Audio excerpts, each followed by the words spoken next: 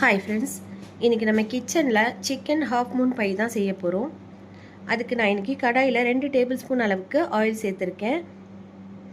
எண்ணெய் நல்லா சூடானதுக்கப்புறம் ஒரு வெங்காயத்தை குட்டி குட்டியாக கட் பண்ணி சேர்த்துக்கலாம். 2 பச்சை மிளகாவையும் கட் பண்ணி சேர்த்துக்கிறேன். வெங்காயம் லைட்டாக வெந்து வந்ததுக்கப்புறம் 1 டீஸ்பூன் இஞ்சி பூண்டு பேஸ்ட். நான் இன்றைக்கி 300 கிராம் அளவுக்கு போன்லெஸ் சிக்கனை குட்டி குட்டியாக கட் பண்ணி சேர்த்துருக்கேன். இதையே நல்லா மிக்ஸ் பண்ணிவிட்டு 1 டீஸ்பூன் சால்ட்டும் சேர்த்து வேக வச்சுக்கலாம். மாவு ரெடி பண்ணுறதுக்கு கடாயில் 1.5 கப் அளவுக்கு தண்ணி சூடு பண்ண வச்சுருக்கேன். அதில் 1 teaspoon salt, 2 table spoon butter சேர்த்து மிக்ஸ் பண்ணிக்கலாம். தண்ணி நல்லா கொதி வந்ததுக்கப்புறம் 1.5 கப் அளவுக்கு மைதா சேர்த்துக்கிறேன். இந்த ஸ்டேஜில் அடுப்பு ஆஃப் பண்ணிவிட்டு நல்லா மிக்ஸ் பண்ணிக்கலாம். இது ஆறட்டும். நம்மளோட சிக்கனும் நல்லா குக் ஆகிருச்சு. அதில் கட் பண்ண கேரட், கேப்சிகம், கொஞ்சமாக சால்ட்டும் சேர்த்து மிக்ஸ் பண்ணிக்கிறேன். வெஜிடபிள்ஸ் லைட்டாக வெந்து வந்ததுக்கப்புறம் 1 டேபிள் ஸ்பூன் மைதா சேர்த்து நல்லா மிக்ஸ் பண்ணிக்கலாம். 1/4 கப் அளவுக்கு பால் சேர்த்து மைதா வேக விடணும். அந்த வீடியோ மிஸ் ஆயிடுச்சு. காரத்துக்கு நம்ம பச்சை மிளகாய் மட்டும் தான் சேர்த்துருக்கோம். தேவைப்பட்டால் சில்லி ஃப்ளேக்ஸ் ஆட் பண்ணிக்கோங்க. இப்போ நம்மளோட ஸ்டஃபிங்கும் ரெடி ஆயிடுச்சு. மாவு நல்லா ஆறி வந்துருச்சு. நம்ம தண்ணி சேர்த்தது கரெக்டான அளவு, அதனால் நல்லா சாஃப்டாக வந்திருக்கு.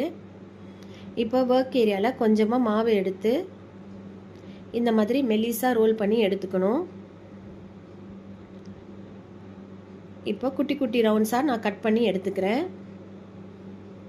இப்போ ரெடி பண்ண ஸ்டஃபிங்லேருந்து கொஞ்சமாக நடுவில் வச்சுட்டு இந்த மாதிரி லைட்டாக ப்ரெஸ் பண்ணாலே ஒட்டிடும். ஏன்னா மாவு நல்லா வெந்திருக்கு. அதனால்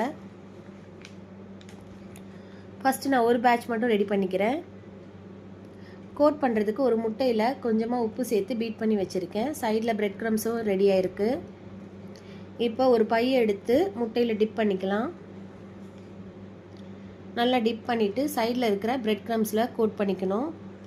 நல்லா ஃபுல்லாக கவர் பண்ணிடுங்க. இதே மாதிரி எல்லா பையும் ரெடி பண்ணி வச்சுக்கிறேன். இதை அப்படியே ஃப்ரீஸ் பண்ணி கூட ஸ்டோர் பண்ணிக்கலாம்.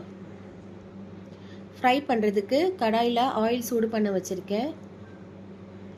எண்ணெய் நல்லா சூடானதுக்கப்புறம் நம்மளோட பையெல்லாம் சேர்த்துக்கலாம். ஒரு சைடு நல்லா வெந்து கோல்டன் கலர் வந்துருச்சு. திருப்பி போட்டுக்கலாம். இப்போ 2 சைடும் நல்லா ஃப்ரை ஆகி வந்துருச்சு. எடுத்துடுறேன். வெளியே நல்லா கிறிஸ்பியாக, உள்ள நல்லா சாஃப்டாக இருக்கும்.